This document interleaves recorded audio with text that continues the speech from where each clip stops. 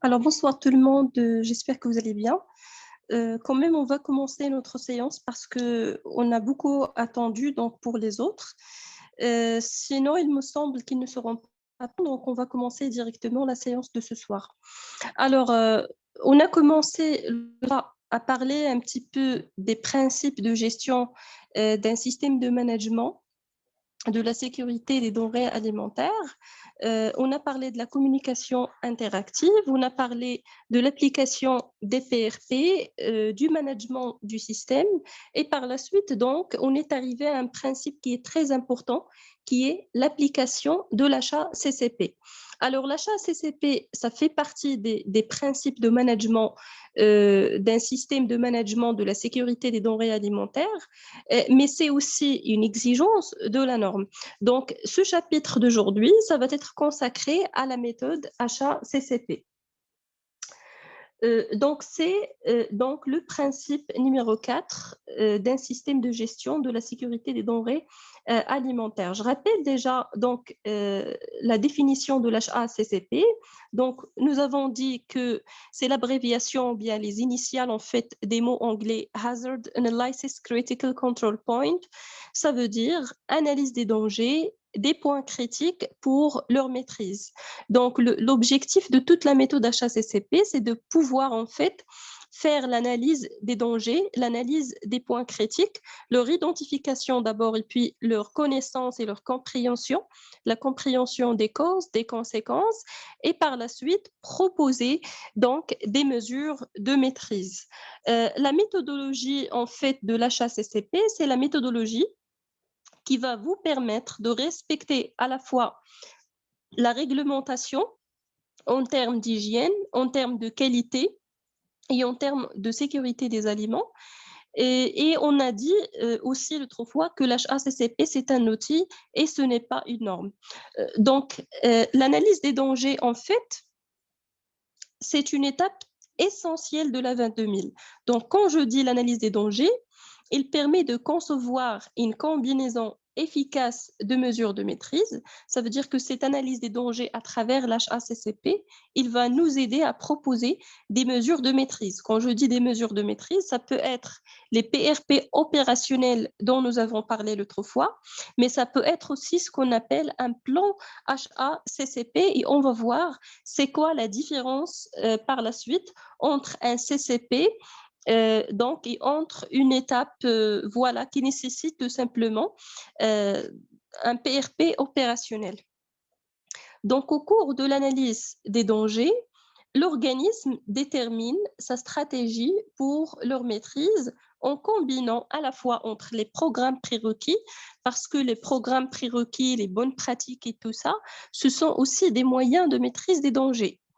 Les PRPO qui vont donc venir après toute la méthode HACCP, on peut proposer des PRP opérationnels et aussi des plans HACCP pour les points critiques. Alors là, les plans HACCP, ils concernent les étapes critiques de votre procédé de fabrication.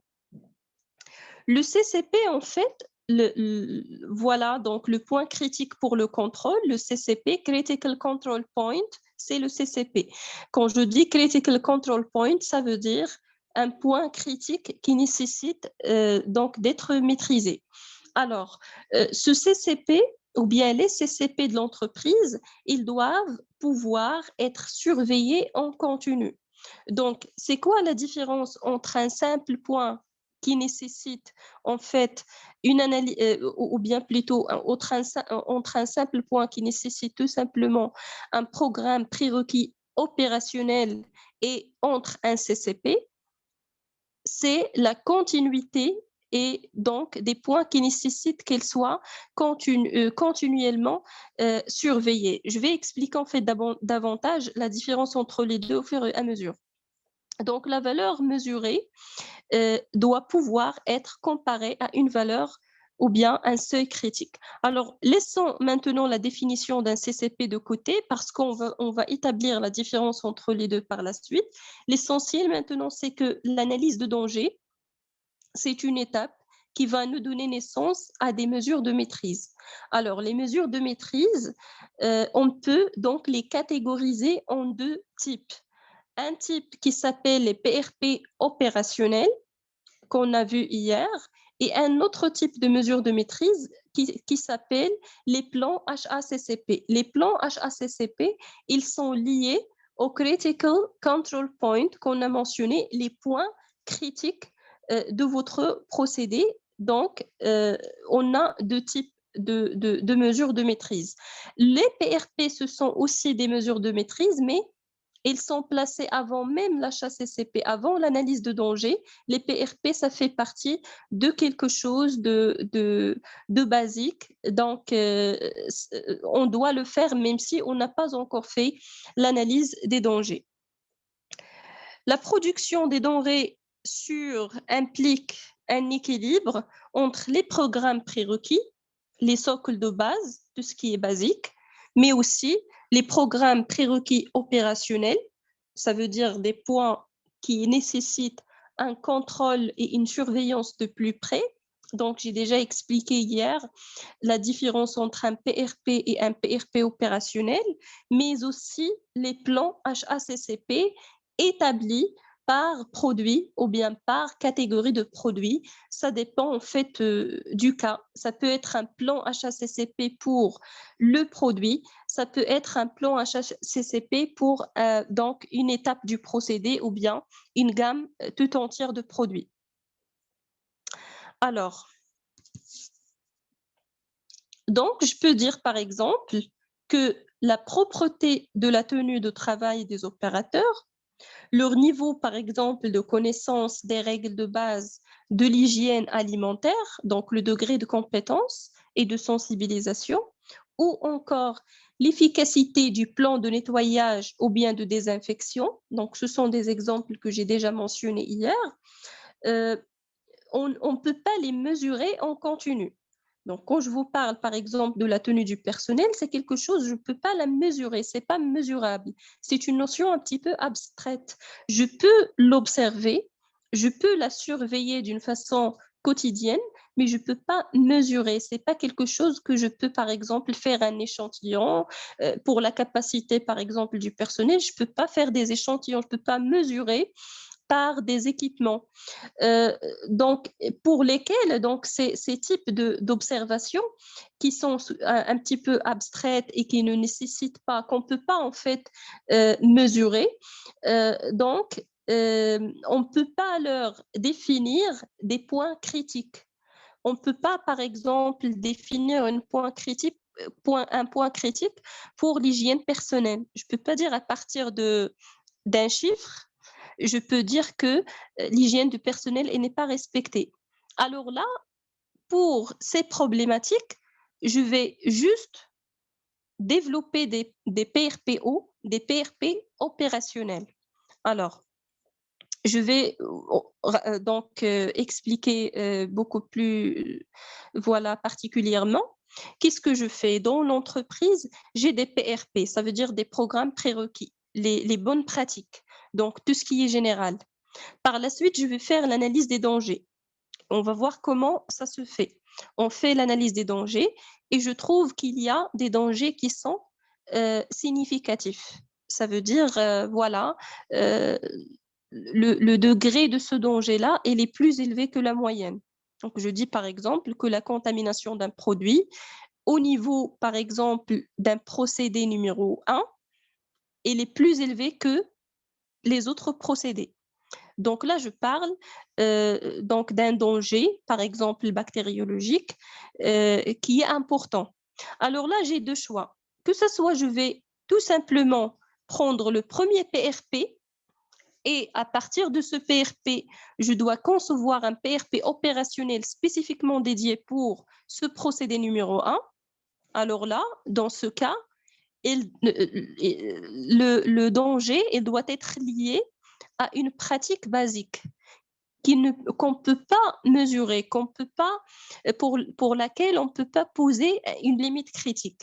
Mais si j'arrive à mesurer le problème, Si j'arrive à définir des limites critiques, alors là, je ne parle plus de PRP opérationnel, je vais parler plutôt d'un CCP. Donc, c'est une étape à contrôler qui nécessite donc un plan HACCP. Ça veut dire, je peux poser une limite critique, par exemple, je dis un problème de température.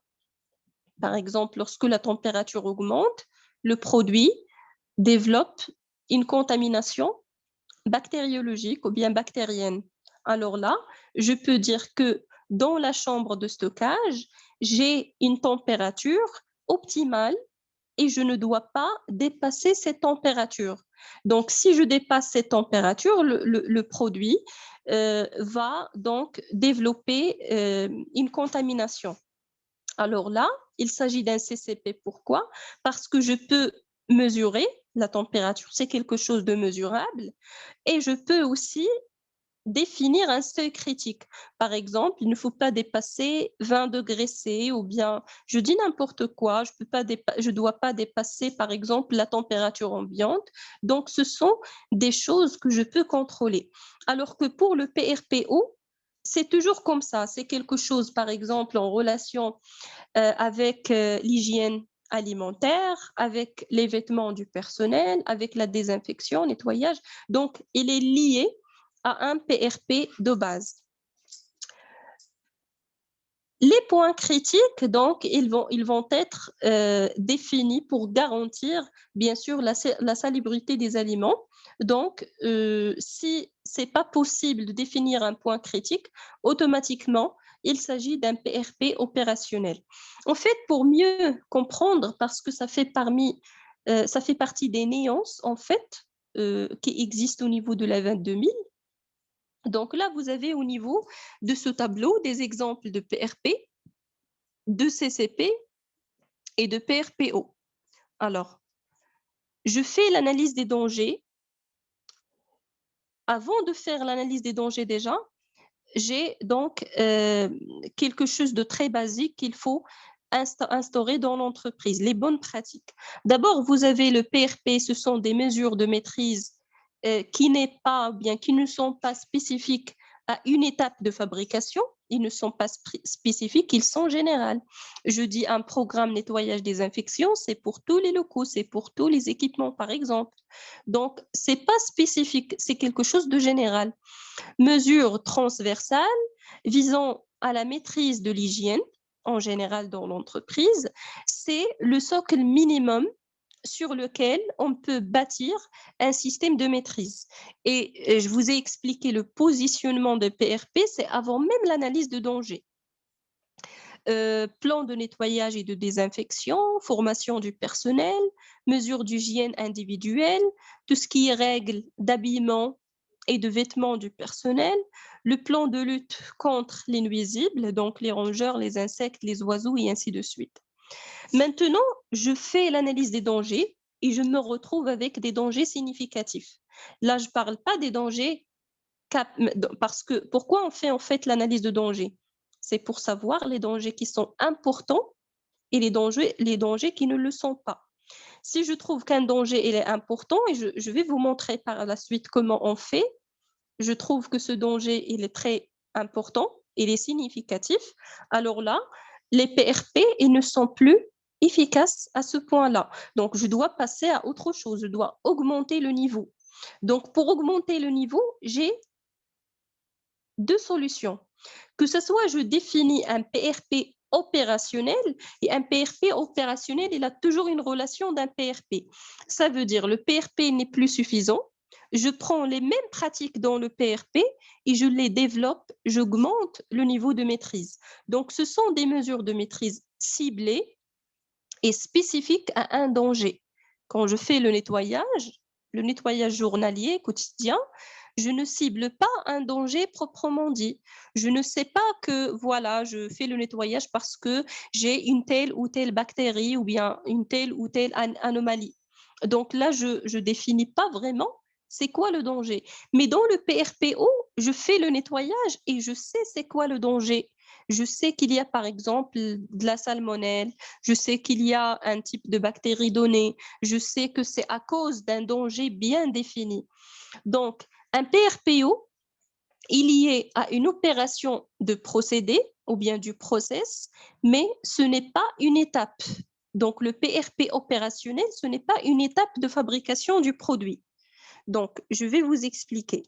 Quand je dis, par exemple, désinfection des équipements, alors je dis désinfection des équipements, c'est une étape qui est importante, mais c'est une étape connexe. D'accord? Donc, il est connexe, il va parallèlement avec le procédé de fabrication de mon produit.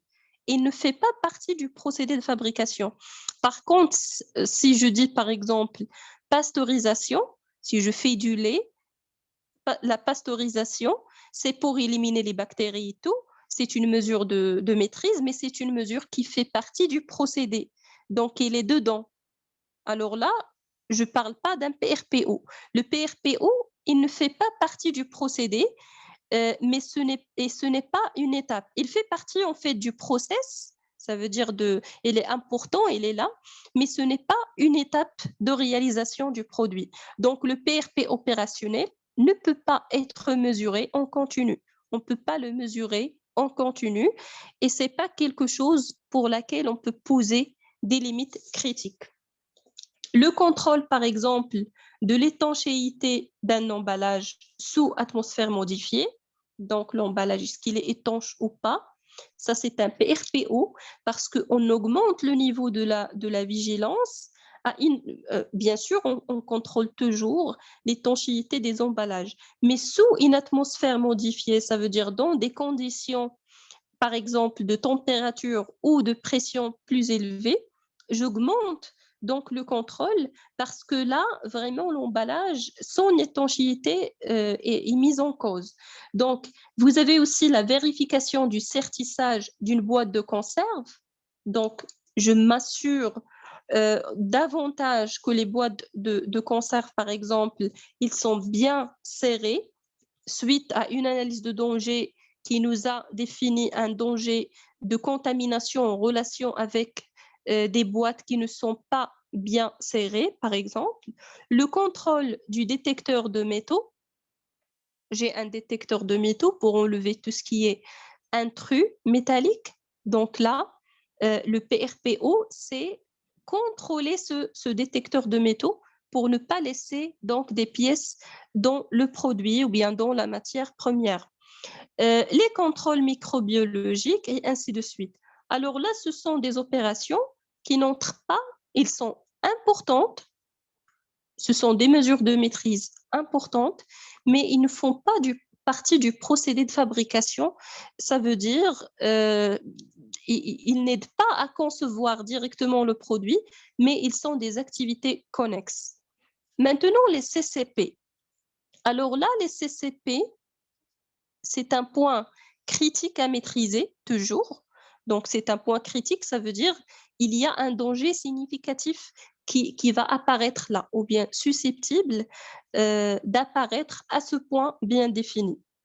C'est un point critique de contrôle parce qu'il faut le surveiller, il faut le contrôler.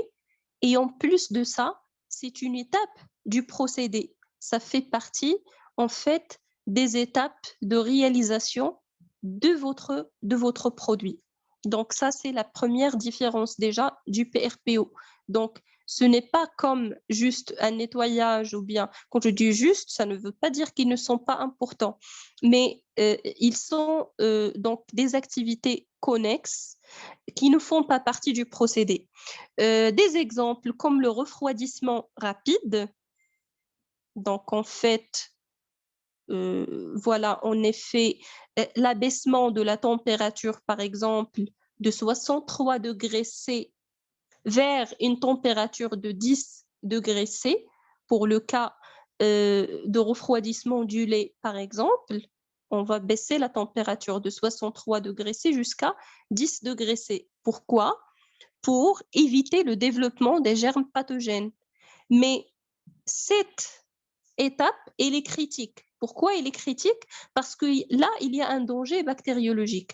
Si je ne fais pas cet abaissement de température d'une façon qui est rapide, ça va favoriser le développement de germes pathogènes. Donc, La remise en température, par exemple, elle doit être effectuée très rapidement car les températures comprises entre 10 et 63 degrés C sont des températures préférées pour les micro-organismes pour se multiplier. Donc, là, c'est quoi la limite critique pour ce CCP-là? C'est la limite du temps. Vous avez déjà les limites de température et puis vous avez la limite du temps. Donc, c'est quelque chose que je peux mesurer et qui fait partie aussi des étapes de fabrication du produit, par exemple du lait. Alors là, je définis une limite critique. C'est un point de contrôle, donc il s'agit bien d'un CCP, donc il nécessite un plan HACCP et non seulement un programme opérationnel. D'ailleurs, par exemple, en restauration collective, euh, ils doivent donc fournir la preuve que le refroidissement ou bien la remise à la température ambiante s'est effectué au moins pendant 1 heure. Entre deux températures, le refroidissement doit être fait au moins pendant une seule heure. Donc, il ne faut pas dépasser 1 heure parce que ça favorise donc la multiplication des organismes pathogènes, des bactéries, des moisissures, voilà, des virus et ainsi de suite.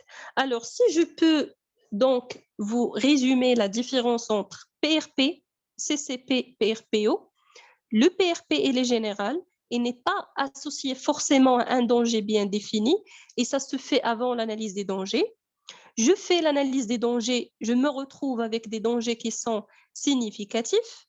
Donc, ces dangers significatifs, je dois leur définir des mesures de maîtrise parce que les PRP, pour le cas des dangers significatifs, ils peuvent ne pas être très efficaces. Alors là, je dois me poser la question, est-ce que ça, il s'agit d'un CCP? Ça veut dire, est-ce qu'il fait partie des procédés de fabrication? Est-ce qu'il est mesurable en continu? Je peux le contrôler et le surveiller et je peux lui poser une limite critique. Alors là, il s'agit bien d'un plan HACCP qu'il faut faire.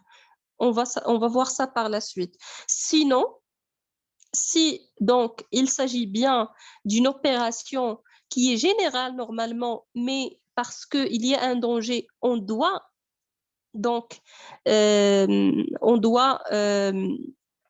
augmenter le degré de vigilance et augmenter le degré de maîtrise, alors là, je peux dire qu'il s'agit d'un PRP opérationnel. Alors, un système HACCP ne peut être mis en place sans l'instauration d'une culture d'hygiène symbolisée par les bonnes pratiques d'abord, plus ces bonnes pratiques donc sont prises, ou bien plutôt plus les bonnes pratiques plutôt sont prises en compte, le système HACCP va être plus aisé à mettre en œuvre. Ça veut dire les PRP, ils vous aident en fait à établir un environnement hygiénique. Pourtant, il y a des points toujours qui nécessitent beaucoup plus d'attention, voilà, et de contrôle parce que donc ils représentent des points critiques.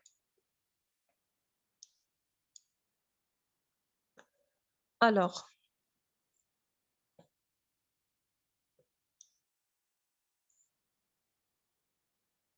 voilà le positionnement de l'HACCP au niveau voilà, du plan plutôt, parce que dès l'étape analyse de danger, là, je commence l'HACCP. Donc ici, je commence l'HACCP et je propose les mesures de maîtrise. C'est grâce à l'HACCP que je peux proposer des plans HACCP pour maîtriser les dangers ou bien des PRPO pour maîtriser les dangers. Donc, pour ne pas laisser de nuances là-dessus, il s'agit donc pour le PRPO, il s'agit d'une condition ou bien une activité de base qui serait devenue spécifique à un risque identifié comme significatif. Donc, c'est une activité normalement de base, mais il va devenir donc lié à un danger spécifique pardon, un danger significatif, donc il va devenir spécifique et non pas général. Donc, dans ce sens-là, le PRP opérationnel se distingue du CCP uniquement déjà par sa nature. Donc, le premier, qui est le PRPO, est issu d'un PRP de base.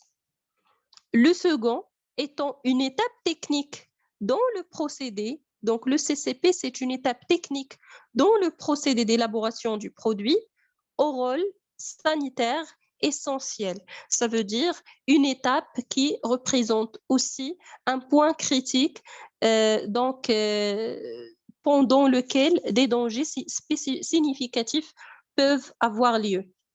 Donc, j'espère que c'est clair un petit peu entre les deux, parce que les CCP et les PRPO, ce sont tous des mesures de maîtrise, mais ce qui va différencier les deux, c'est en fait, voilà, est-ce que on peut les contrôler continuellement?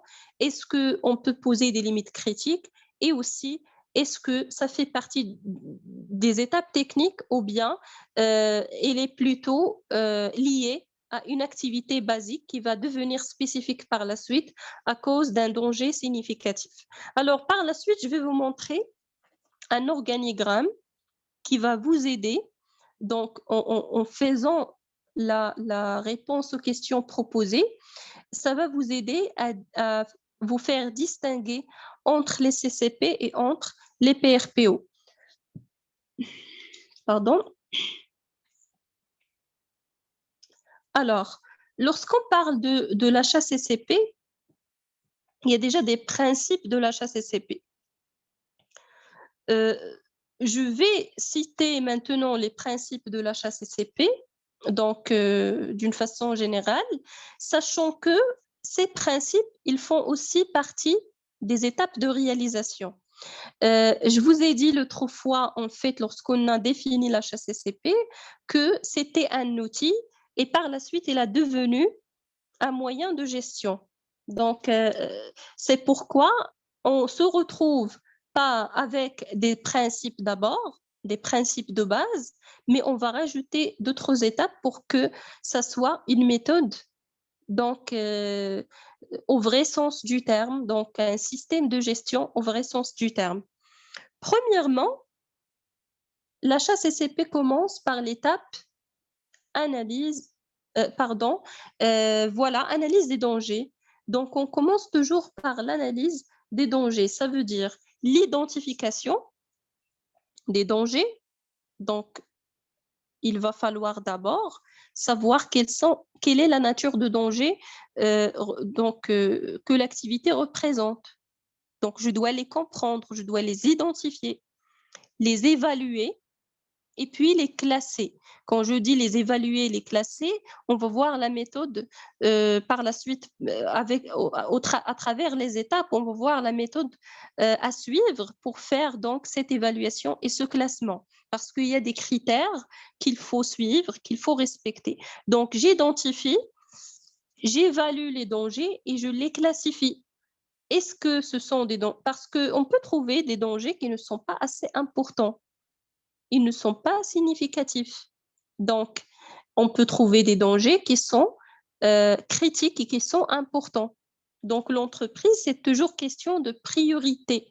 Donc, on ne va pas travailler sur tous les dangers, mais on va choisir les dangers qui sont significatifs. Pour le reste, il y a déjà les bonnes pratiques d'hygiène. Ils vont s'occuper de tout ce qui est danger minime. Je vous donne un exemple. Dans l'industrie, par exemple, laitière, on peut se retrouver avec deux types de bactéries différentes. Deux types de bactéries. Une bactérie, par exemple, une contamination avec cette bactérie, elle est très fréquente. Ça veut dire que c'est quelque chose de très probable. On le trouve dans quasi, voilà, la totalité des cas de contamination. Il y a aussi un risque que le lait soit contaminé avec une deuxième bactérie, mais c'est pas assez fréquent. Donc, c'est quelque chose qui est très rare et on ne le trouve pas toujours. Donc, c'est quelque chose de très rare, quoi. Donc là, par exemple, il s'agit d'un danger non significatif en termes de probabilité et on se retrouve avec un autre danger qui est le plus fréquent, qui est le plus important. Alors, bien sûr que l'HACCP, donc, il va s'occuper de la partie significative, alors que pour l'autre bactérie, il suffit de respecter les bonnes pratiques d'hygiène pour éviter son apparition. Parce que même les bactéries, par exemple, il y en a celles qui résistent, il y en a celles on peut faire un simple nettoyage et voilà, donc on est déjà dans les bonnes normes. L'essentiel, c'est que le premier principe, c'est de faire l'analyse des dangers. Le deuxième principe, c'est la détermination des points critiques dont je vous ai parlé, les CCP, qui sont des étapes du processus à laquelle une ou des mesures de maîtrise sont appliquées pour prévenir l'apparition d'un danger significatif lié à la sécurité des denrées alimentaires ou pour le ramener à un niveau acceptable. Alors là, lorsque j'ai fait l'identification, l'évaluation, je me retrouve avec des dangers importants. Ça veut dire en termes de probabilité, ils sont très fréquents. En termes aussi des dégâts, de la gravité sur la santé, par exemple. Aussi, par exemple, la propagation de ce danger, la contamination des autres produits, il est très rapide. Donc, il y a des critères qui nous aident à savoir est-ce que ce danger est important ou pas. Donc là, je me retrouve avec un groupe voilà, de dangers qui sont significatifs. Je dois faire la distinction. Voilà les dangers qui sont liés à une étape critique, ça veut dire un CCP. Voilà les dangers pour lesquels, qui sont liés plutôt à des pratiques d'hygiène. Ça veut dire on va proposer des PRP opérationnels. Le troisième principe, c'est fixer des limites critiques. Alors, quand je dis des limites critiques, bien sûr, pour les PRP opérationnels, ce n'est pas évident de fixer des limites critiques. Je ne peux pas fixer une limite critique pour un contrôle, par exemple, de certissage des boîtes. C'est quelque chose, voilà, c'est observable, mais je ne peux pas définir un seuil. Par contre, pour les autres, je peux définir un seuil pour les CCP. Alors là, je fixe des limites critiques. Une limite critique, c'est une valeur mesurable qui distingue l'acceptabilité de la non-acceptabilité. C'est une valeur maximale ou minimale à laquelle un danger doit être maîtrisé au niveau d'un CCP. Point critique pour la maîtrise. Ça veut dire, vous avez des étapes du processus de fabrication du produit à laquelle une ou bien plusieurs mesures de maîtrise sont nécessaires parce qu'il y a un danger significatif. Et on doit donc appliquer des mesures de maîtrise pour prévenir l'apparition de ce danger significatif, toujours lié à la sécurité des denrées alimentaires, pour le corriger, pour le ramener à un niveau acceptable, mais on doit définir des seuils, des limites critiques à partir desquelles on peut dire qu'on a risque d'apparition de ce danger significatif.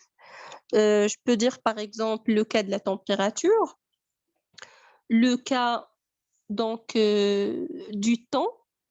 Je dis par exemple, pour moi, le délai de stockage, il ne doit pas dépasser 2 jours. Le stockage dans l'entreprise de cette matière X, il ne doit pas dépasser 2 jours parce que je connais qu'il y a un danger significatif qui va apparaître si jamais donc cette marchandise ou bien ce produit est stocké au-delà de 2 jours. Donc là, je pose des limites critiques, que ce soit en température, par exemple, en d'autres paramètres en fait qui font partie du produit lui-même et ainsi de suite. Donc, et ces limites critiques, je dois les poursuivre et je dois en fait, voilà, les contrôler. Donc, les limites critiques, ils vont vous définir la différenciation entre l'acceptabilité et la non-acceptabilité d'un risque.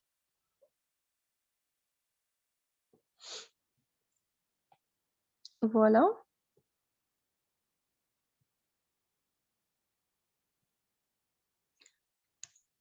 Le quatrième principe, c'est établir un système de surveillance.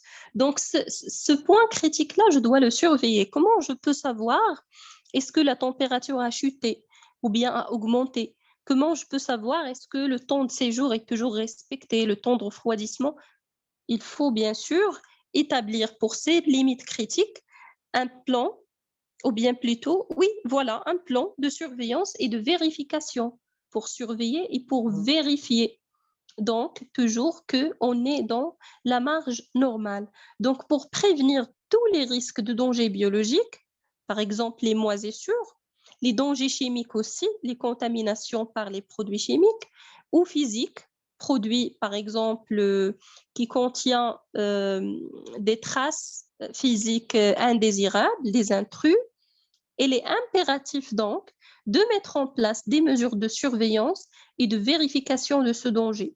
L'ensemble des mesures prises doivent être effectuées et enregistrées. Donc, à chaque fois, donc, vous avez un plan de suivi, par exemple, de la qualité de l'eau. On utilise, par exemple, de l'eau de forage. À chaque fois, on doit faire des analyses sur la qualité de cette eau. Est-ce qu'il n'est pas contaminé? Est-ce qu'il ne contient pas des dangers bactériologiques et ainsi de suite? Donc là, je dois bien sûr garder mes preuves. On est dans un système de management. J'enregistre ces informations dans des documents élaborés, officiels bien sûr. Le technicien qui va faire les mesures, il ne doit pas prendre les mesures dans son agenda, par exemple, parce que c'est pas maîtrisable, on peut perdre l'information. Donc, on élabore des enregistrements officiels, des modèles à remplir avec des informations à chaque fois qu'on va faire une surveillance ou bien effectuer un mesurage. Notamment, si vous rencontrez un problème, par exemple, avec la congélation de vos aliments, donc vous pouvez, par exemple, installer une alarme qui va sonner en cas d'augmentation de la température. J'ai des produits congelés. J'ai fait, par exemple, l'analyse des dangers et j'ai trouvé que cette chambre froide, il y a un danger ici lié à la chute ou bien à l'augmentation, pardon, de la température. Donc, c'est un CCP parce que ça fait partie des étapes du produit. Il est essentiel. Et là aussi, je peux mesurer la température et je peux même, donc la température, je définis une limite critique et je peux, comme mesure de surveillance et de suivi, utiliser par exemple une alarme qui va sonner lorsque la température va augmenter. Donc ça, c'est un moyen pour suivre et pour contrôler. Et ce dispositif, en fait, montre clairement que le risque est parfaitement maîtrisé. Tant que la sonnette d'alarme n'a pas sonné, ça veut dire qu'on est dans le respect de la limite critique et que le danger, il est bien et parfaitement maîtrisé. En cas de contrôle, vous pourrez ainsi justifier le fait que votre CCP est sous contrôle parce que le jour J, toujours voilà, de l'audit externe, il faut ramener vos preuves. Vous avez la liste des CCP, l'auditeur, il va voir la liste des CCP que vous avez, les points de contrôle critiques, et il va vous demander des preuves, en fait, de maîtrise de ces CCP. Quels sont les moyens que vous avez installés et que ces moyens vont garantir le fait que les CCP sont bien contrôlés. Pour les PRPO, quant à eux, juste donc l'enregistrement de ce que vous avez fait, donc l'enregistrement de voilà, à chaque fois qu'on va faire le nettoyage de cet équipement X qui représente un danger, donc on remplit une fiche, voilà, ça veut dire que le danger est maîtrisé. Mais pour les CCP, on va vous poser quels sont les moyens que vous avez utilisés pour surveiller, parce qu'il ne suffit pas de réaliser, mais il faut en fait surveiller le danger en continu. Donc, ça, c'est de côté. Ça, c'est le quatrième principe, mettre en place des mesures de surveillance et de vérification. Le cinquième principe, c'est établir des actions correctives. La mise en place de mesures correctives permet de résoudre un problème ou d'empêcher sa répétition. Alors, tout ce qui est sonnette d'alarme, par exemple, tout ce qui est contrôle, ça, on est dans le cadre de la prévention. Alors, pour passer aussi à la correction, parce que malgré tout ça, on peut avoir des dégâts par la suite. L'alarme, par exemple, elle n'a pas sonné. Le système d'alarme, il ne fonctionne plus. Il y a une panne. Donc, il faut toujours proposer des mesures correctives si jamais donc, le danger est survenu. Donc, la mise en place de mesures correctives permet de résoudre un problème ou d'empêcher aussi sa répétition. Donc, je dois aussi penser, lorsqu'il y a contamination dans la chambre froide, qu'est-ce qu'on va faire? Est-ce qu'on va, par exemple, écarter les produits en question pour ne pas contaminer les autres? Est-ce qu'on va tout détruire? Est-ce qu'on va... Donc, vous avez, selon votre produit, il faut proposer des mesures correctives. La sixième, ou bien plutôt le sixième principe de l'HACCP, c'est le principe vérification et confirmation. Une fois toutes les procédures mises en place, le plan HACCP qui contient les procédures des mesures de maîtrise doit être vérifié et mis à jour très régulièrement. Donc, il faut toujours vérifier parce que c'est quelque chose de dynamique. Peut-être on aura de nouveaux risques qui vont apparaître. Peut-être le plan ou bien les moyens qu'on a installés, ils peuvent tomber en panne. Leur efficacité, il peut diminuer avec le temps. Donc, je dois toujours vérifier le plan HACCP et contrôler régulièrement le plan HACCP et confirmer surtout qu'il est toujours efficace, qu'il est toujours approprié. S'il y a des modifications, il faut les mettre pour améliorer le plan HACCP. Et le septième principe, c'est dans le cadre, plutôt c'est enregistré et consigné dans le cadre de la norme HACCP. Il est obligatoire d'enregistrer et de noter tous les procédés employés. Ça veut dire, tout ce que vous avez fait, vous devez le documenter.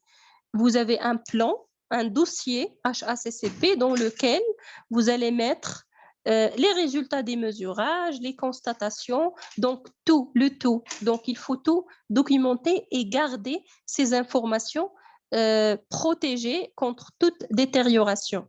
Alors, ce que je viens en fait de vous noter ici, ce sont les 7 grands principes de l'HACCP. Donc, ces 7 principes de l'HACCP, la méthode se décompose en 12 étapes, d'accord? Dont les 7 dernières représentent les 7 grands principes. Ça veut dire que ce protocole sanitaire en général, il comporte 12 étapes. Les 5 premières étapes qu'on va voir, et puis les 7 principes de l'HACCP. Donc, on va revoir les 7 principes de l'HACCP parce qu'ils font partie des étapes de réalisation aussi. Ce sont des principes. Quand je dis principes, ça veut dire une théorie générale. Ce sont les piliers, quoi. Donc, les piliers de la méthode, on ne peut pas parler de l'HACCP si on a éliminé l'un des principes.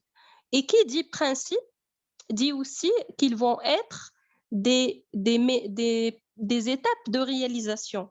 Mais avant de passer à les voir comme ça, comme étapes, il y a les 5 premières étapes qu'on a rajoutées. En fait, c'est le Codex Alimentarius qui a rajouté les 5 premières étapes pour que toute la méthode soit cohérente donc, et soit logique dans sa suite. Alors, les 5 premières étapes, on va les voir maintenant en détail, mais je les cite déjà. Constituer l'équipe, décrire le produit, déterminer l'utilisation prévue, établir un diagramme des opérations, le diagramme de flux, et confirmer sur place le diagramme des opérations. Et bien sûr, l'étape numéro 6, c'est donc l'analyse des dangers. L'étape numéro 7, c'est déterminer les points critiques et ainsi de suite. Donc, commençons par la première étape qui est constitution de l'équipe HACCP. Alors, je vous ai dit l'autre fois, dans la séance d'hier, qu'on a la grande boucle PDCA de la 22000 et au niveau de l'étape 2 qui est réalisée, on va déclencher une nouvelle boucle PDCA. Donc, l'HACCP aujourd'hui, c'est aussi un système de management. C'est comme si on aura un système de management dans un grand système de management. Donc, sauf que l'HACCP, il traite surtout tout ce qui est technique. Alors là, la première chose à faire pour vous, pour passer à la réalisation, c'est de construire l'équipe HACCP. C'est pas évident de travailler sans définir les responsabilités. Donc, c'est une étape qui est très importante. Donc, constituer un groupe de travail pluridisciplinaire organisé et formé. N'oubliez pas, s'il vous plaît, que je vous ai dit que c'est un travail d'équipe. Ce n'est pas un travail de deux personnes ou bien d'une seule personne. Même si vous êtes celui qui va travailler sur la démarche de certification, ça ne veut pas dire nécessairement que c'est vous qui va faire à la lettre les étapes de l'HACCP. Donc, chacun, selon sa formation de base, selon son expérience, selon sa spécialité, il va contribuer. Donc, on va constituer un groupe de travail pluridisciplinaire organisé et formé. Dans la norme, la constitution du groupe de travail a été mentionnée au niveau du chapitre 5, le chapitre leadership. Donc là, si vous souhaitez revenir à ce point dans la norme, c'est au niveau du point 5.3. Équipe, on l'appelle équipe chargée de la sécurité des denrées alimentaires. Pourquoi ça a été mentionné au niveau de chapitre 5? Parce que même si je vous dis que l'HACCP se déclenche au niveau réalisation, mais ça, c'est la pratique. Mais l'HACCP, il se planifie. Au niveau du chapitre 5, c'est vraiment le chapitre qui est consacré à la définition des responsabilités, des engagements et tout. Donc, dès le chapitre 5, qui est la deuxième étape de la 22000, la direction doit choisir les membres de l'équipe chargée de la sécurité des denrées alimentaires. Ça veut dire constituer le groupe de l'HACCP qui doit être pluridisciplinaire selon le besoin, organisé et formé. Ça veut dire on doit les former. Dans le fameux plan d'action, on doit intégrer des actions de formation à cette équipe selon le besoin. Donc, l'équipe chargée de la sécurité des denrées alimentaires, il doit avoir des connaissances et une expérience pluridisciplinaire en matière de développement et de mise en œuvre du système de management de la sécurité des denrées alimentaires. Ça veut dire qu'il nous faut quelqu'un, un manager, qui fait tout ce qui est gestion. Ça veut dire pour lui, il va s'occuper de tout ce qui est système 22000. Mais on aura aussi besoin, par exemple, d'un technicien en laboratoire qui s'occupe de tout ce qui est analyse et contrôle. On aura aussi besoin, par exemple, d'une personne qui a des compétences dans les procédés de fabrication et ainsi de suite. Donc, ces dispositions, elles incluent notamment les produits fournis par l'organisme. Ça veut dire que l'équipe HACCP, au moins, il doit contenir une personne qui maîtrisent les produits fournis par l'organisme. Ils maîtrisent les produits, ça veut dire leur constitution, les recettes, par exemple, de préparation des produits, les ingrédients, les bonnes conditions. Il nous faut aussi au moins une personne qui maîtrise les procédés. Par exemple, l'ingénieur procédé, c'est lui qui comprend tout ce qui est équipement, tout ce qui est étape de réalisation du produit. Les équipements, et les dangers liés à la sécurité des denrées alimentaires dans le cadre donc, du domaine d'application de votre système de management. Alors là, sur le schéma, par exemple, si je me rappelle bien, ça c'est un schéma extrait du Codex Alimentarius. Donc, l'équipe, en fait, il doit avoir une implication directe. Ça veut dire des gens qui font partie de l'organisme, qui sont directement impliqués dans la production. Ils doivent avoir une expérience appropriée et des connaissances spécifiques. On vous propose la constitution de l'équipe. Les participants, par exemple, en interne, le responsable qualité, bien évidemment, il doit être inclus dans l'étape parce que généralement, c'est le responsable qualité qui pilote la démarche ISO 22000. Le responsable production, c'est lui qui connaît les procédés, qui connaît les équipements et tout ça, qui maîtrise aussi les produits et autres selon le besoin. Laboratoire, responsable laboratoire ou bien technicien laboratoire, les achats, un représentant par exemple des achats pour tout ce qui est matières premières et tout, ingénierie, entretien et maintenance, parce que peut-être on aura besoin de l'avis de la maintenance. Il y a des dangers qui peuvent apparaître à cause d'une mauvaise maintenance, notamment la logistique et la vente, parce que le produit, il peut, donc la qualité du produit, il peut se détériorer, non à l'intérieur de l'entreprise, mais par exemple durant le stockage et la distribution. Recherche et développement pour nous trouver de nouvelles solutions et ainsi de suite. Donc, généralement, un responsable qualité, responsable production et les autres selon le besoin. On peut aussi, selon le besoin, faire appel à des aides externes, notamment un microbiologiste.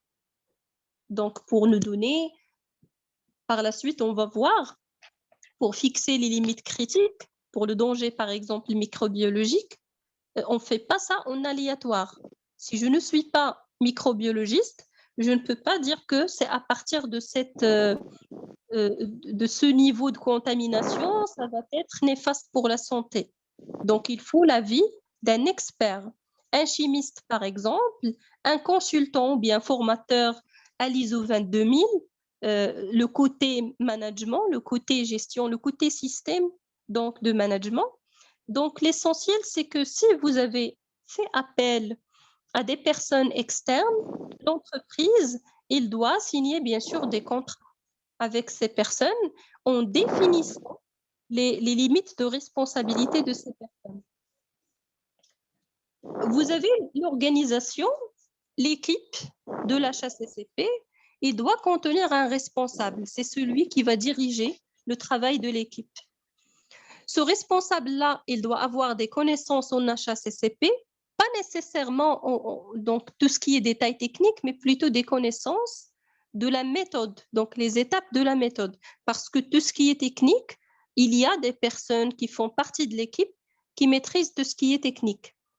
Il doit avoir des qualités humaines, bien sûr, tout ce qui est leadership, parce que c'est un team leader.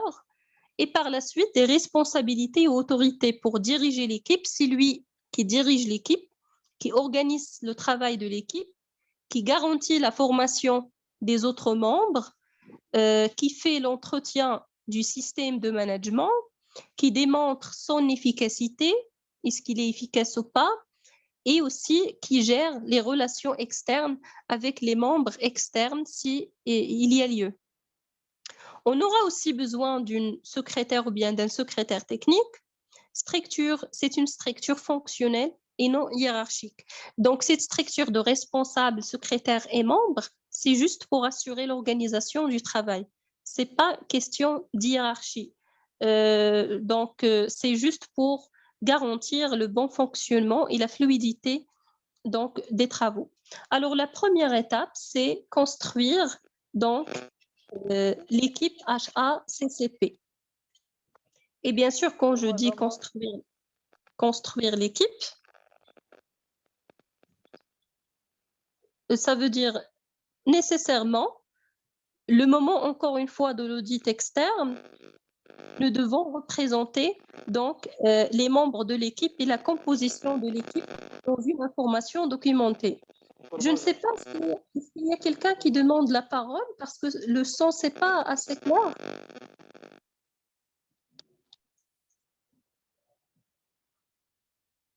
Donc, par exemple, ici, on peut préparer un document dans lequel on va préciser la composition de l'équipe. Alors, qui fait ça? C'est celui qui va gérer la 22 000 en général. Donc, le responsable qualité, par exemple, bien l'ingénieur qualité, qui est responsable de la démarche et de la qualité du système, c'est lui qui va s'occuper de tout ce qui est documentation. Il va donc, après que la direction a choisi les membres de l'équipe, en consultation et concertation avec les autres, il va donc élaborer des documents. Le responsable qualité va documenter tout ça. Voilà les membres de l'équipe HACCP, donc avec la définition de leur responsabilité au niveau donc, de l'équipe. Alors, la première phase, c'est constituer l'équipe HACCP. Voilà, on définit par exemple les formations et les compétences relatives selon la nature de votre produit. Par exemple, on a le danger bactériologique, donc nécessairement, on aura besoin des connaissances en bactériologie élémentaire, l'hygiène des aliments, les bonnes pratiques d'hygiène, les bonnes pratiques de fabrication, la méthode HACCP. Donc, on aura besoin des compétences dans tout ça, donc selon les membres de l'équipe. Et voilà, on peut définir les ressources et les moyens dont on aura besoin. Et on va définir aussi, par exemple, le système documentaire. Donc, comment l'entreprise va communiquer les nouvelles responsabilités à l'équipe HACCP à travers notamment des lettres de mission de la direction qui contient donc la définition de l'étude à réaliser, la fréquence des réunions, donc la lettre de mission, c'est pour définir, par exemple, c'est moi qui va être la responsable de la méthode HACCP. Donc, c'est moi qui gère, par exemple, l'équipe. Alors, la direction fait intégrer cette nouvelle responsabilité dans ma fiche de poste. Il me fait une lettre de mission. Et ainsi de suite, de mission, pardon. Donc, on aura aussi besoin d'une charte de fonctionnement. On ne va pas travailler dans l'aléatoire.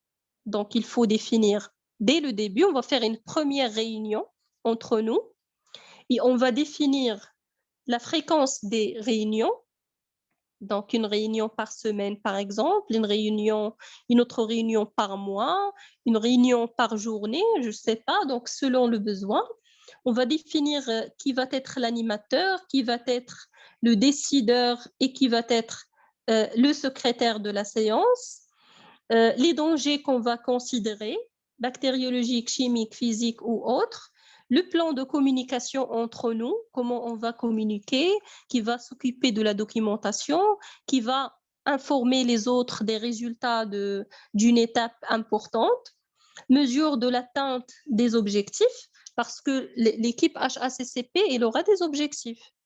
On va définir, par exemple, l'objectif lutter contre le danger physique ou bien, je ne sais pas. Donc, on définit des objectifs. Il faut un suivi, encore une fois, des objectifs.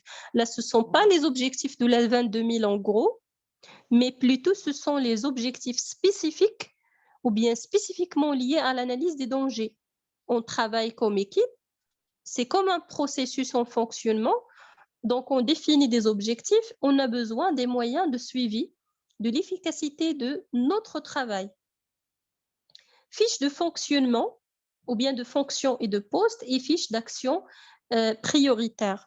Donc, ce sont les documents, le minimum des documents qui accompagnent cette phase, cette première phase de constitution de l'équipe HACCP. Maintenant, on a bien constitué l'équipe, ça veut dire tout ce qui est ressources humaines. Il convient par la suite de comprendre le produit. Donc, on ne peut pas passer à l'acte, on ne peut pas passer à l'action si on n'a pas déjà définit nos produits. Et d'ailleurs, c'est pourquoi j'ai dit que l'équipe, il doit comporter une personne qui maîtrise les produits de l'entreprise. Alors, la deuxième étape de l'HACCP, c'est le fait de décrire le produit. D'après le Codex Alimentarius, donc toujours je vous donne l'étape dans le Codex et par la suite dans la 22 000, parce que ce sont les mêmes. D'après le Codex Alimentarius, ces descriptions concernent avant tout le produit fini. Alors, le Codex Alimentarius, l'HACCP à cette époque, il vous dit qu'il faut nécessairement décrire le produit fini. Je fais du yaourt, alors je vais prendre ce yaourt-là et je fais une fiche de description de ce produit. Mais l'ISO 22000, il va plus loin et précise tout ce qu'il convient de décrire. Donc, les 22000, il a amélioré cette étape en y rajoutant une description directe et détaillée de tout ce qu'il faut décrire au niveau de cette deuxième étape. Dans la norme ISO 22000, le chapitre 8, réalisation, bien spécifiquement le sous-chapitre 5, donc 8, sous-chapitre 5, point numéro 1, deuxième tiré. Donc, si vous souhaitez toujours revenir vers la norme. On parle dans la norme qu'il faut décrire les caractéristiques des matières premières. Donc, il ne suffit pas de décrire le produit, mais déjà la matière première, cette matière première qui nous a aidés à concevoir et à fabriquer ce produit. Je fais la description de cette matière première, je fais la description des ingrédients et des matériaux en contact avec le produit. Matériaux en contact, par exemple, l'emballage, donc l'emballage dans lequel arrive la matière première, quelle est sa constitution et tout. Donc, je définis toutes les caractéristiques concernant la matière première, les ingrédients, les matières auxiliaires, les matériaux en contact avec le produit. Et je définis bien évidemment les caractéristiques des produits finis. Je décris spécifiquement quelles sont les caractéristiques de ce produit fini. On va voir un exemple, comment ça se passe. Donc, la norme ISO 22000, il vous précise pour la matière première, les ingrédients et les matériaux en contact avec le produit, qu'est-ce qu'il faut décrire exactement? D'abord, les caractéristiques biologiques, chimiques et physiques. Par exemple, pour fabriquer du yaourt brassé, la matière première que je vais consommer, c'est du lait. Alors, ce lait utilisé, quelles sont ses caractéristiques pour qu'elle soit acceptée comme matière première? Il doit être, par exemple, partiellement écrémé, il doit être pasteurisé notamment. Voilà, donc je dois décrire donc, ces caractéristiques biologiques, chimiques et physiques, selon le besoin. Je dois décrire la composition des ingrédients composés, y compris les additifs et les auxiliaires technologiques. Est-ce que je vais rajouter des arômes? Je définis ces arômes, je les décris, pardon. Je vais utiliser des additifs, par exemple, j'ajoute de l'eau, j'ajoute de la poudre, du lait, il faut décrire ça. L'origine, il faut toujours savoir d'où provient cette matière première ou ces additifs et ces ingrédients. Donc, l'origine, le fournisseur, la méthode de production, les méthodes de conditionnement et de livraison, les conditions de stockage de cette matière première et la durée de vie, la préparation ou bien la manutention avant l'utilisation ou la transformation, les moyens de préparation, les moyens de manutention, de stockage et tout ça, et puis les critères d'acceptation pour la sécurité des denrées alimentaires. Par exemple, dans une activité de restauration, quels sont les critères pour accepter de la viande en termes de couleur, en termes d'odeur, par exemple, sa température, les conditions de stockage. Donc, les critères d'acceptation, les critères en termes de qualité et de sécurité des denrées alimentaires. Je vous donne un exemple. Matières premières et ingrédients et matériaux en contact avec le produit. On doit, cette description, c'est pas oral, bien sûr. Donc, il faut la documenter. Pour chaque ingrédient, pour chaque matière première, il va falloir élaborer une fiche de description. C'est comme la fiche d'identité de cette matière.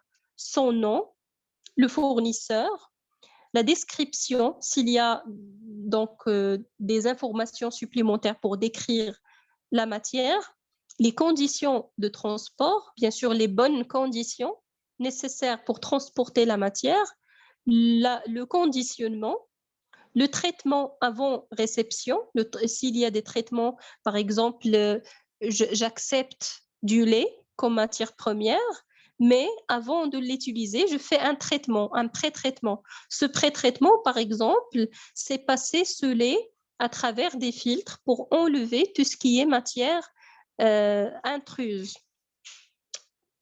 Pourcentage d'utilisation dans le procédé. Et puis, je commence à décrire ses caractéristiques. Généralement, pour chaque matière première, l'entreprise, il connaît déjà quels sont les paramètres à contrôler. C'est l'objectif d'avoir parmi l'équipe HACCP une personne qui maîtrise le produit, notamment ici le pH, la valeur du pH qu'il ne faut pas,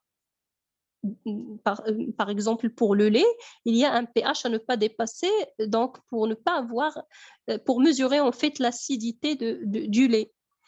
Vous avez aussi la température de réception, la température, par exemple, de conservation, la date limite de consommation ou bien la date limite d'utilisation optimale. Donc, il y a des produits qui ont une date limite de consommation. Ce sont les produits périssables. Il y a des produits qui n'ont pas une date limite de consommation, mais plutôt une date limite d'utilisation optimale. Donc, juste un conseil, comme du thé, par exemple. Voilà, des produits non périssables, du chocolat et ainsi de suite. Donc, ça ne nécessite pas une date limite de consommation. En relation avec la sécurité, donc la concentration, les critères microbiologiques, les critères chimiques et ainsi de suite. Un exemple, pour préparer du lait, on aura besoin d'une matière première qui est la poudre du lait. Donc, on utilise de la poudre du lait pour fabriquer du lait. Donc là, cette poudre de lait, on a décrit son pourcentage en matière grasse. Par exemple, poudre de lait à 0% de matière grasse et aussi la poudre de lait à 26% de matière grasse.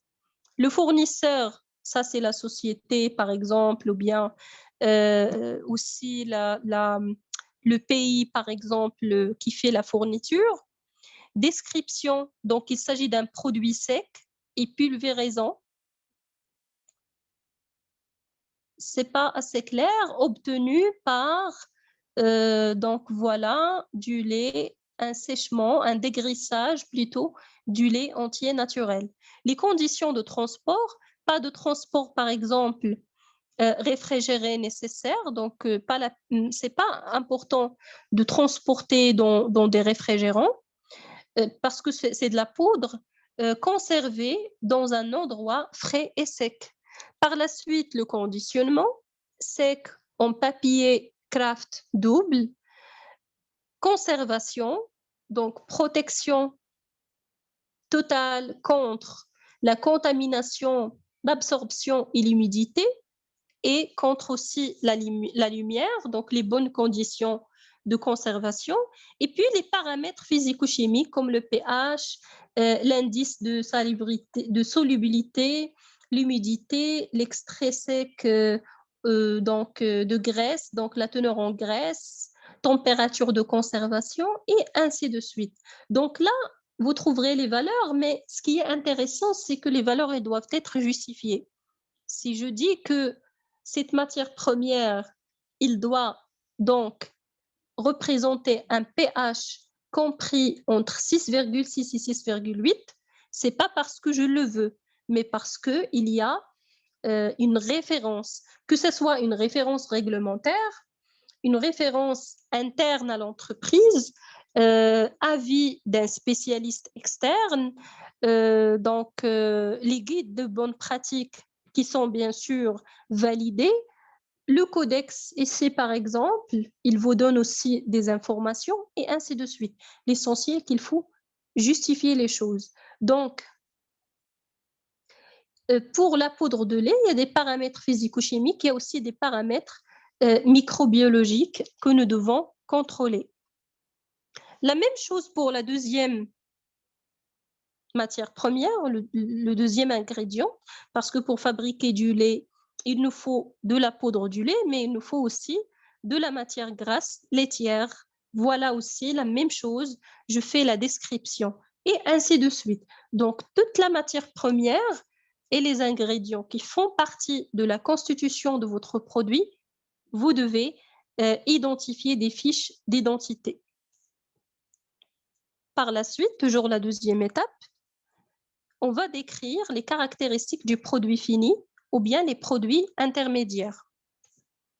Le nom du produit ou une identification similaire, si vous avez une codification par exemple, et non pas un nom, ou bien un nom scientifique, sa composition, un nom aussi commercial, sa composition, les caractéristiques biologiques, chimiques, physiques pertinentes pour la sécurité des denrées alimentaires, la durée de vie et les conditions de conservation prévues, et puis le conditionnement. Donc là, voilà la fiche, caractéristiques du produit fini ou bien du produit intermédiaire. Ça veut dire son nom, sa composition et sa formule, pourcentage par exemple pour le lait, pourcentage de la poudre du lait et pourcentage de la matière grasse qu'on utilise. Traitement microbiologique, s'il y a un traitement avant donc utilisation, les caractéristiques, donc le pH, bien sûr, je parle des caractéristiques normales. Si le produit est de bonne qualité, voilà, il doit représenter un pH, une concentration dans le produit fini, des critères biologiques et ainsi de suite. Toujours les références réglementaires et vous avez l'étiquetage. Vous indiquez, donc là, bien sûr, l'étiquetage, c'est sur l'étiquette, mais dans la fiche d'identité, les fiches d'identité ne seront pas communiquées. Ce sont des fiches qu'on va garder chez nous dans notre plan HACCP. Conditions d'utilisation sur site, produits semi-finis uniquement. Donc, comment on va les utiliser sur site.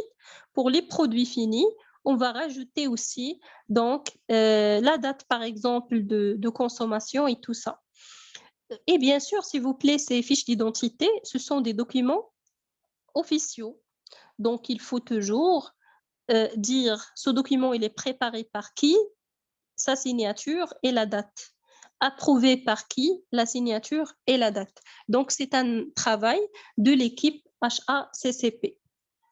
Exemple, la poudre de lait qu'on a utilisée avec la matière grasse, c'est pour fabriquer un produit fini, du lait reconstitué partiellement écrémé. Donc, le nom, c'est lait reconstitué partiellement écrémé. La composition et la formule, poudre de lait à 0% de matière grasse, poudre de lait à 26% de matière grasse laitière déshydratée ou bien unhydrée plutôt, et de l'eau traitée. Utilisation prévue à chauffer avant la consommation. Vous avez les caractéristiques, l'acidité, la flore totale et ainsi de suite. Donc là, vraiment, les paramètres, parce que là, c'est du lait, donc on a des paramètres plutôt biologiques et microbiologiques, la flore, les coliformes, la salmonelle. Donc, ce sont les bactéries les plus fréquentes, les plus sources de nuisances pour ce type de produit.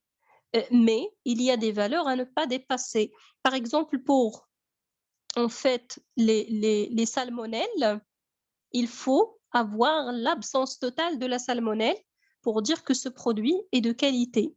Pour notamment la flore totale, il ne doit pas dépasser 50 000 unités par gramme. Donc là, c'est question de quantité et ainsi de suite. Donc, je donne des informations sur l'étiquetage, sur le stockage, donc une description totale de votre produit. Alors, c'est une suite logique, les étapes. Donc, j'ai dit qu'on commence par la constitution de l'équipe. Par la suite, la définition ou bien la description du produit et de ses ingrédients. Et s'il y a aussi des matériaux en contact, on va les décrire, comme l'emballage et tout ça. Mais par la suite, il faut aussi décrire l'utilisation ou bien l'usage prévu de votre produit. Il faut faire l'identification et la détermination de l'utilisation ou bien l'usage prévu de votre produit. Ça veut dire, c'est une étape en fait qui complète l'étape précédente. Il conduit notamment à la formalisation des conditions de stockage, de distribution et d'utilisation du produit par l'utilisateur final. Ça veut dire là, le produit, on va décrire comment il va être utilisé tout simplement. Les conditions de stockage, sa distribution, et ainsi de suite. S'il nécessite donc la cuisson, s'il nécessite voilà, d'être stocké dans une température donnée. Dans la norme, on parle de l'utilisation prévue au niveau du chapitre 8, réalisation. Quels sont les éléments à décrire, par exemple? La température de conservation, le traitement thermique, cuisson, chauffage, par exemple, pasteurisation, thermisation du produit. Parce que là, je parle de produits finis, mais je parle aussi d'un produit semi-fini qui va être par la suite notamment utilisé par un autre industriel. La durée de vie du produit, le mode d'emploi du produit, les conditions réelles de conservation des produits finis et puis les traitements subis. Donc, vous pouvez aussi rédiger une fiche de telle sorte. Donc, sur la fiche, on a quoi? On a les conseils d'utilisation, les conditions de conservation, l'utilisation prévue. Parfois aussi, il y a par exemple une population pour laquelle ce produit est interdit, sanitairement parlant. Il contient par exemple du gluten et que les personnes qui sont allergiques ne doivent pas le consommer. Il contient par exemple quelques voilà, ingrédients qui peuvent, pour lesquels des personnes peuvent avoir une allergie. Donc tout ça, il faut le mentionner. Voilà, vous avez par exemple consommé en plusieurs fois sans remise au froid, alors que les conseils d'utilisation recommandent de conserver le produit au froid. Donc, si une personne n'a pas respecté l'utilisation prévisible, donc ça, cette utilisation et la description de l'utilisation, ça protège le consommateur, mais ça protège aussi l'entreprise. Si une personne a consommé le produit, mais qu'elle n'a pas respecté l'usage prévu et qu'il a eu en fait des anomalies, ce n'est pas la responsabilité de l'entreprise, mais c'est plutôt la responsabilité de la personne, parce qu'en fait, c'est elle qui n'a pas respecté les bonnes conditions. Donc ça aussi, c'est très important de le prendre en considération. Pardon?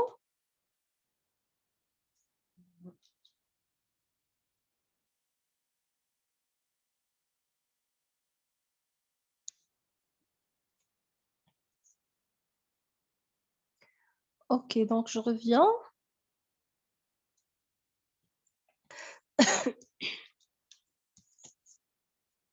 Voilà, donc vous avez ici la fiche qui va décrire exactement les bonnes conditions d'utilisation.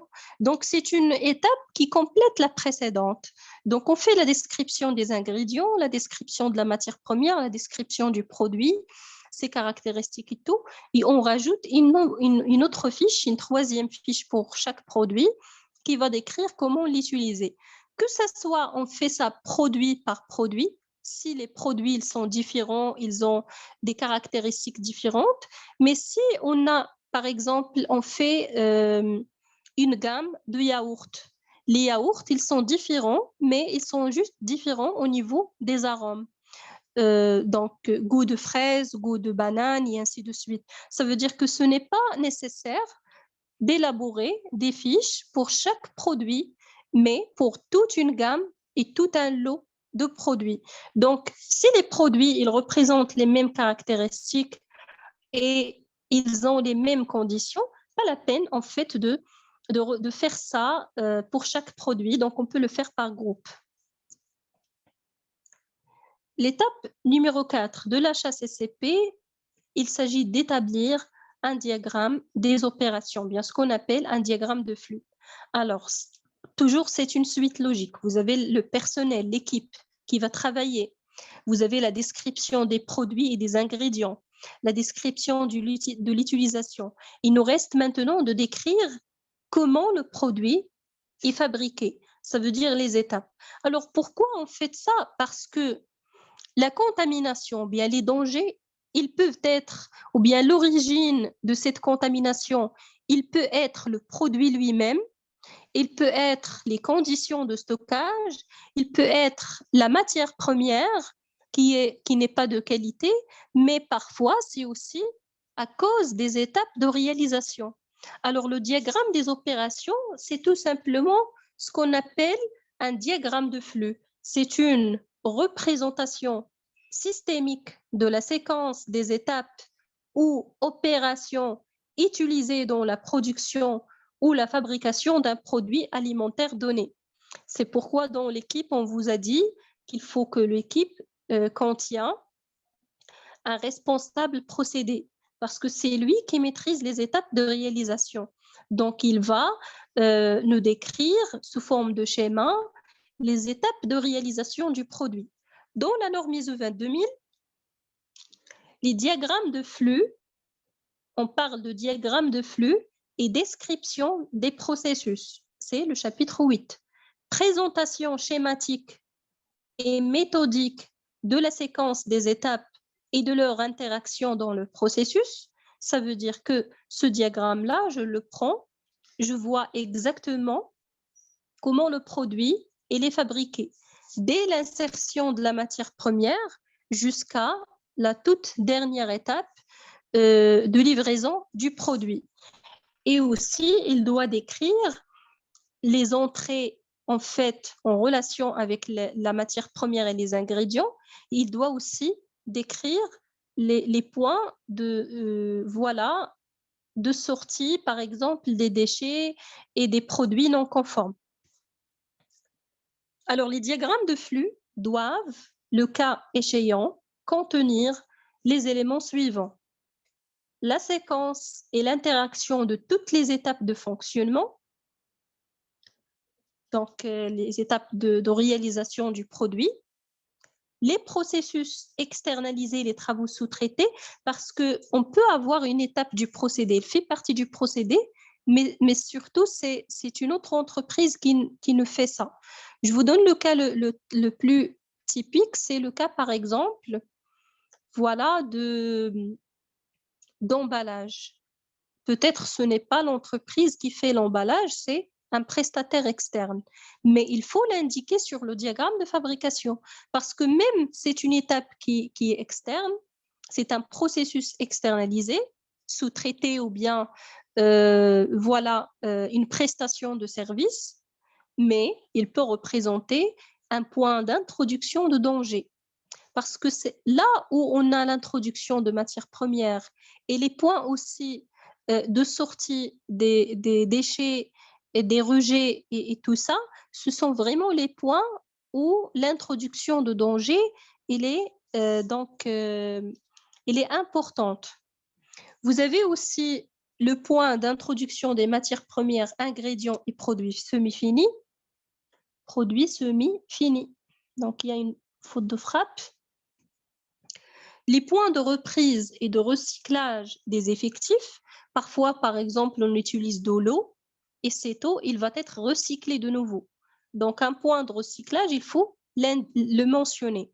Donc, ne vous inquiétez pas, ce n'est pas vous qui va réaliser le diagramme, c'est une équipe, mais si vous êtes le responsable de la 22000, vous devez surveiller en ce que cette étape soit réalisée. Donc, pas forcément vous, Vous pouvez le faire si vous avez des compétences, mais s'il y a une autre personne qui va le faire, votre obligation à vous, c'est de vous assurer que l'exigence est bien respectée. Parce que parlant des étapes de l'HACCP, les 12 étapes, en revenant vers le document de la 22 000, vers la fin, vous allez trouver un tableau qui contient exactement ces 12 étapes de l'HACCP. Ce sont des exigences de la norme. Les points de sortie ou d'élimination des produits finis, des produits intermédiaires et des dérivés et déchets. Donc, j'indique les points d'entrée, mais aussi j'indique donc les points de sortie. Parce qu'en fait, pourquoi tout ça? Parce que lors de la réalisation de l'analyse des dangers, les diagrammes de flux, ils doivent servir de base pour évaluer l'éventuelle présence, augmentation, réduction ou introduction de dangers liés à la sécurité des denrées alimentaires. Ces diagrammes, en faisant la lecture de ces diagrammes de fabrication, ça doit nous donner une idée sur le fonctionnement de l'organisme pour savoir les points où les dangers ils peuvent exister. C'est pas évident d'imaginer tout un procédé. Si vous avez un schéma, ça facilite les choses. Ça, vous pouvez voir le tout devant vous. Une vue générale, panoramique, une vue de dessus qui va vous aider à déterminer donc les dangers susceptibles. Quelle est l'erreur qui se fait à ce niveau-là? C'est que, parce que généralement dans une entreprise industrielle, on a toujours des diagrammes de fabrication qui font partie de la génie des procédés. Mais nous, on ne va pas prendre ces diagrammes et les utiliser comme ça parce qu'il y a en fait, voilà, on doit rajouter les informations supplémentaires qui vont nous aider à faire l'analyse des dangers. Donc, j'ai le procédé, mais si je n'ai pas sur le procédé les points d'entrée, les points de sortie, les conditions, par exemple, de température, les conditions de stockage et tout ça, ça ne va pas m'aider vraiment à faire l'analyse de danger. Je vous donne un exemple parce que ce sont les exemples en fait qui illustrent très bien les choses. Toujours relativement avec l'exemple du lait, ça c'est un diagramme de flux. Qu'est-ce qu'on trouve ici? On trouve clairement la désignation des points d'entrée. Voilà la matière première. Il contient la poudre du lait à 0%. Nous avons une fiche d'identité. Il contient de la poudre de lait à 26%. On a aussi la fiche d'identité et de la matière grasse. Et on a une fiche d'identité. Ça, vous voyez qu'on a indiqué clairement qu'il s'agit d'un point d'entrée pour les matières premières. On va aussi utiliser de l'eau. Donc, j'indique le point d'entrée. L'eau brute de fourrage. Voilà l'entrée de l'eau brute de fourrage. Par la suite, lorsque je vais réceptionner, donc vous avez étape réception, réception, réception, réception de la poudre, réception du lait, réception de la matière grasse. Qu'est-ce qu'on constate? On constate qu'on a mis le P. C'est quoi le P? Ça, c'est le danger physique. Parce que lorsque je reçois une matière première, la poudre par exemple, le danger susceptible d'avoir lieu à ce niveau-là, c'est que la poudre de lait réceptionnée, il peut contenir des traces, par exemple, de produits, des intrus, quoi. Je ne sais pas, le lait, par exemple, il peut contenir des poils de la vache en question. Il peut contenir des morceaux, par exemple, de papier, de plastique. Donc, il s'agit plutôt d'un danger physique. Donc, vous avez la réception, l'entrepesage. Au niveau de l'entrepesage, on a toujours le danger physique. On peut avoir une contamination biologique, une contamination chimique. Vous avez pour l'eau, on fait la réception de l'eau, ou bien plutôt le traitement de l'eau. Donc, on utilise l'eau brute de fourrage. Il va nécessiter un traitement. L'eau aussi, son stockage on peut trouver des dangers là-dessus, des dangers biologiques, chimiques ou bien physiques. Donc, à ce niveau du diagramme, on ne va pas détailler parce qu'on n'a pas encore fait l'analyse des dangers, sauf qu'on va indiquer de quelle nature de danger il s'agit. Voilà, pour la matière grasse, on fait la réception, l'entreposage, donc la fusion, on fait le chauffage de l'eau et voilà l'étape pré-traitement. L'étape pré-traitement et recombinaison. Donc là, on indique exactement comment on fait pour fabriquer le produit. Vous avez par exemple la reconstitution.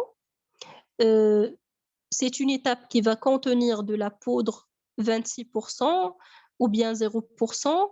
Avec de l'eau, on mélange avec la matière grasse et ainsi de suite. Vous avez une agitation, par la suite une homogénéisation, vous avez un refroidissement, vous avez donc l'introduction de l'eau glacée et ainsi de suite. Donc, toutes les étapes de fabrication du produit.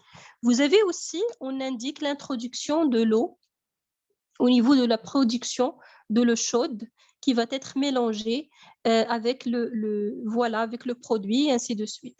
Donc, on indique les étapes avec les points d'entrée et les points de sortie.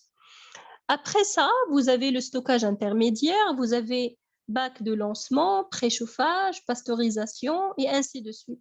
Donc, si jamais, par exemple, on a fait l'analyse de danger, d'accord?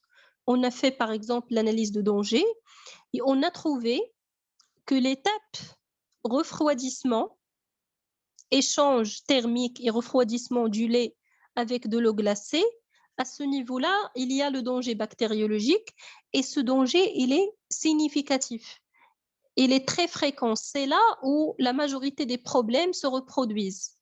Donc, je dois bien sûr passer à faire que ce soit un PRP opérationnel ou bien un plan HACCP s'il s'agit d'un CCP. Je me pose la question, est-ce que l'étape refroidissement a une relation avec un PRP? Non. Par contre, c'est une étape du procédé. Donc, il s'agit bien d'une étape du procédé. Quelle est l'origine de ce problème? Une température non maîtrisée, je fixe une limite critique. La durée de refroidissement pas assez rapide comme il faut, je fixe une limite critique pour donc tout ce qui est temps de refroidissement. Alors là, il s'agit d'un CCP. Ces températures et ce temps de refroidissement, il va falloir instaurer des mesures pour le contrôle, pour le suivi et ainsi de suite. Donc ça, c'est exactement une étape CCP. Si par exemple, je trouve qu'il y a un problème au niveau de l'entrepesage, un problème qui a une relation avec le nettoyage, alors là, je peux dire qu'il a une relation avec les PRP, je ne peux pas mesurer, je ne peux pas contrôler continuellement, alors il ne s'agit pas d'un CCP, je vais réaliser un PRP opérationnel. Donc, juste pour vous expliquer davantage le cas des CCP et des PRPO. On fait en fait à cette étape l'élaboration des diagrammes de fabrication, ou bien les diagrammes de flux. Voilà ici, vous pouvez définir aussi un plan de masse. Ça veut dire la description du local, quoi. Donc, le local, quelles sont ses composantes, les flux d'entrée, les flux de sortie, mais c'est pas nécessaire, c'est pas essentiel ou bien obligatoire, c'est juste pour faciliter la vie. Mais ce qui est essentiel, c'est ça, c'est les diagrammes de fabrication. Et on va voir au niveau de l'étude de cas un autre exemple de diagramme de fabrication. Bien sûr, les diagrammes de fabrication, c'est pour tout produit. Chaque produit, il a, ou bien gamme de produits. Chaque produit, normalement, en fait, il a des étapes de réalisation qu'il faut décrire sous forme de schéma. Vous pouvez compléter toujours le diagramme de fabrication avec un tableau descriptif. Par exemple, l'étape expédition, Qu'est-ce qu'on fait? On fait chargement, stockage, en fait, au froid du produit. La matière qu'on va stocker, là, c'est un autre exemple. C'est l'exemple de la pâtisserie, par exemple, surgelée. Le milieu de stockage, le matériel utilisé, la main-d'œuvre et les données techniques. Je stocke, par exemple, dans une température du quai de moins 5 degrés C. La température du denrée, il doit être moins 20 degrés C. Le temps, c'est inférieur, donc en fait, à 20 jours, je pense. T de caisse, la température de la caisse, moins 25 degrés C, ainsi de suite. Ça veut dire ce diagramme-là, pour donner plus d'informations, vous pouvez le compléter sur le diagramme, vous indiquer les températures et tout, mais pour ne pas encombrer le document, vous pouvez élaborer un tableau qui accompagne le diagramme, qui décrit les étapes avec les données techniques de stockage, les données techniques en fait de cette étape. L'étape numéro 5 de l'HACCP, c'est l'étape confirmer sur site les diagrammes. Donc, on a fait l'élaboration des diagrammes, mais quand même, la première fois qu'on va fabriquer le diagramme, on s'est assuré qu'il représente la réalité. Donc, on a fait une comparaison avec la réalité. Mais n'oubliez pas que l'HACCP, c'est une boucle fermée. Ça veut dire on va revenir, voilà, on tourne la boucle. Donc, les diagrammes, peut-être qu'on a changé quelque chose au niveau de l'entreprise, on a modifié une étape, on a changé un équipement. Donc, il faut toujours actualiser ces diagrammes de fabrication en faisant une confirmation sur le site. L'équipe chargée de la sécurité des denrées alimentaires doit confirmer sur site l'exactitude des diagrammes de flux, les actualiser le cas échéant et les conserver sous forme d'informations documentées. Quand je dis information documentée, pour la norme, ce n'est pas nécessairement format papier, peut-être format électronique. Voilà. Mais ça reste en fait un choix de l'entreprise. Ça dépend de sa politique interne. L'essentiel, c'est de les garder comme information documentée. Cette confirmation aussi, il doit être justifié. Ça veut dire j'ai fait la confirmation des diagrammes de flux sur site, je remplis un document. Par exemple, dans ce cas-là, pour l'étape réception, on a trouvé, lorsqu'on a confirmé sur site, qu'il n'est pas donc exact. Ce n'est pas exactement ce qu'on a sur le diagramme qu'on a sur le site. Donc, est-ce que c'est OK? Non. Pourquoi? Description de l'écart. Absence d'identification d'étape de réception matière première et intrants. Par exemple, on n'a pas mentionné sur le diagramme l'étape réception de matière première. On a commencé directement à la description, par exemple, du procédé.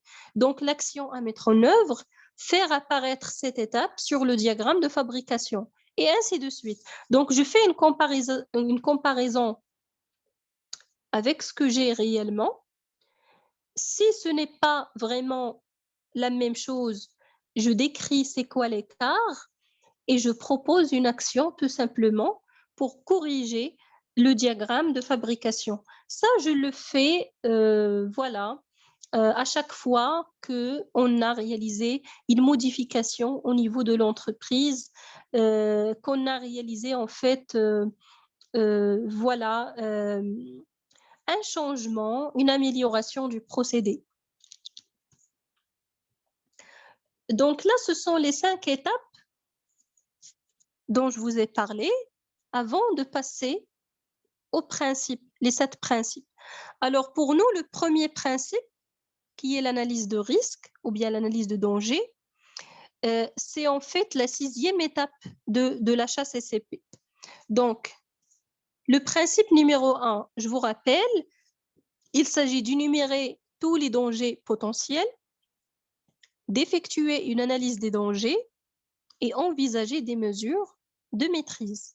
Alors, au niveau de l'analyse des dangers, qui est l'étape numéro 6, dans la norme, qu'est-ce qu'on vous dit? Donc, on vous parle d'analyse de danger dans le chapitre 8 et on vous parle de la validation de là ou bien des mesures de maîtrise et de là ou bien des combinaisons de mesures de maîtrise. Parce que pour un danger significatif, on peut avoir une seule mesure de maîtrise comme on peut avoir plusieurs mesures de maîtrise. Donc, on parle au niveau de la norme déjà d'analyser les dangers, mais on parle aussi de validation des mesures de maîtrise et je vais revenir vers le point validation parce qu'il est important. L'essentiel maintenant, c'est de savoir comment on doit faire pour passer l'analyse des dangers ou bien pour réaliser l'analyse des dangers. La première question qui se pose, c'est quoi déjà un risque? Parce qu'on parle d'analyse de risque. Quelle est la différence entre un risque et un danger? Donc, l'analyse des dangers, c'est une sorte d'analyse de risque, tout simplement. Un danger, c'est la capacité intrinsèque d'une substance, d'un équipement, d'une méthode de travail à causer un dommage. Ça, c'est en général. Pour nous, le dommage, c'est quoi? C'est en fait, le dommage, c'est l'atteinte à la salubrité et la sûreté de l'aliment. Le danger, donc, c'est la source. Ça peut être une source, ça peut être un équipement, ça peut être une substance, ça peut être une condition, une méthode qui va causer une contamination de notre produit, que ce soit par des agents biologiques, biochimiques ou physiques, ou état de l'aliment ayant potentiellement un effet nocif sur la santé. Donc, pour nous, le danger, c'est ça, c'est la source. Alors, le danger, il existe toujours. Mais le risque, en fait, c'est la combinaison entre le danger et l'exposition. Je vous donne un exemple qui est très banal pour faire la différenciation. On parle notamment de, par exemple, le feu. Quand je dis qu'il y a du feu pour un bébé, ça c'est le danger. Tant que je prends le bébé dans mes bras, il y a toujours le danger, mais il n'y a pas une exposition. Si je laisse le bébé, par contre, grimper vers le feu et mettre ses doigts dedans, là, je parle d'un risque parce qu'il y a l'exposition. Alors, pour nous, on ne va pas chercher les risques, mais on va chercher les dangers. On va chercher toute condition susceptible de donner naissance à un risque. Et ce risque-là, il se définit par sa probabilité, parce que lorsque je dis une contamination biologique, il y a une probabilité. Lorsque je dis une contamination chimique aussi, il y a une probabilité, une fréquence. Euh, voilà, elle est probable, elle est peu probable, elle est très probable. Et je parle aussi de la gravité des conséquences. Alors, nous, on ne va pas chercher directement le risque, on va d'abord chercher les dangers, ça veut dire les sources de risque, les sources de contamination, les sources de problèmes, les sources de, voilà, d'atteinte à la sûreté et à la sécurité de l'aliment. Alors, je vais compléter quand même cette étape analyse de risque et par la suite, on va voilà, clôturer pour compléter les autres étapes demain. Alors, on considère comme danger toute pollution physique, chimique ou bien microbiologique susceptible d'avoir un effet néfaste sur la santé de l'homme à travers la consommation d'un produit. On parle de danger chimique, donc tout composé de nature chimique qui peut rendre le produit dangereux pour la consommation humaine. Ce danger chimique, il peut déjà être présent lors de l'achat. Par exemple, j'achète la matière première, il contient déjà une contamination chimique. Ça peut être une contamination chimique, ce n'est pas toujours un produit chimique. Ça peut être une plante toxique. Ça peut être, voilà, quelque chose d'artificiel, comme les détergents et tout ça. Donc, La contamination chimique, il peut être dans le produit dès, par exemple, la réception de la matière première, mais peut-être aussi que la contamination euh, va avoir lieu dans l'entreprise. Donc, la source, il est important de savoir ça provient d'où cette contamination. Les dangers, en fait, microbiologiques, c'est la présence non souhaitée de micro-organismes pathogènes, et les dangers physiques, c'est donc un danger occasionné par la présence de corps étrangers tels que le verre par exemple, les métaux, l'emballage, des graines, des semences étrangères dans en fait la matière première ou bien dans le produit. Maintenant, l'analyse de risque ou bien l'analyse des dangers, c'est en fait une démarche constituant à rassembler et à évaluer les données concernant les dangers et les facteurs qui entraînent leur présence. Ça veut dire, je fais l'identification des dangers, ça c'est l'analyse des risques, j'identifie les dangers, je détermine quels sont les facteurs entraînant la présence de ces dangers, les causes, la source, afin de décider lesquels d'entre eux représentent une menace pour la salubrité des aliments. Parce que les dangers, comme j'ai dit, ils ont une probabilité différente, une gravité différente. Nous, on va chercher ceux qui représentent véritablement une menace pour la salubrité des aliments et par conséquent, ils doivent être pris en compte dans notre plan HACCP. Donc, en fait, cette analyse a pour but d'énumérer d'abord les dangers potentiels et d'effectuer une analyse des dangers, ça veut dire les sources en fait de ces risques. On commence par la liste des dangers. Donc, on fait une liste de dangers, dangers biologiques, dangers chimiques, dangers physiques. Je pense quand même que je vais m'arrêter là-dessus parce que je dois quand même commencer une autre formation après et je ne dois pas être en retard pour les autres. Donc, en fait, pour l'étape analyse de risque, analyse de danger, c'est l'étape, en fait, je vais reprendre ça demain, tout ce qui est liste d'analyse et ainsi de suite, identification, pardon. Et par la suite, on va compléter toutes les étapes. On va voir un exemple d'échelle de cotation, on va voir la matrice de prioritation, pardon, la matrice de priorité donc des dangers pour choisir les dangers prioritaires et par la suite comment faire la proposition en fait des mesures de maîtrise. On complète les autres étapes de l'HACCP et si on a le temps, on commence directement demain le système de traçabilité qui est en fait un chapitre très important aussi, ça fait partie des exigences de la norme. Donc, on fait la traçabilité et on fait les exigences de la norme.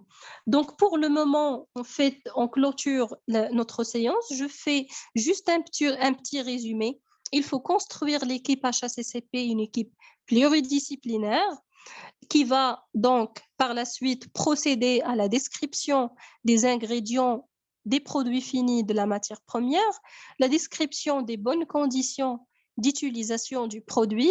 Ils vont établir aussi les diagrammes de flux et confirmer les diagrammes de flux sur le champ, sur le site, et par la suite commencer l'analyse des risques afin de proposer des mesures de maîtrise. Donc, j'espère que ça a été clair pour cette première partie de l'HACCP. Sinon, s'il y a toujours des ambiguïtés, s'il vous plaît, n'hésitez surtout pas à m'envoyer les questions dans le groupe. Je vous donne donc rendez-vous demain, même heure pour compléter. Je vous remercie et très bonne soirée à vous.